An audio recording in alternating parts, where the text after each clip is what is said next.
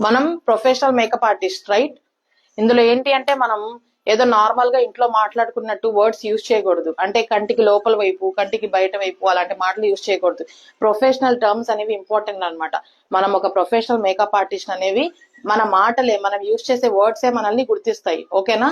So ఇక్కడ వచ్చేసి inner corner, outer corner, lower lash line, upper lash line, bro bone, crease line, ఇవన్నీ ఏంటంటే eye makeup కి సంబంధించి ఒక ప్రొఫెషనల్ టర్మ్స్ అన్నమాట.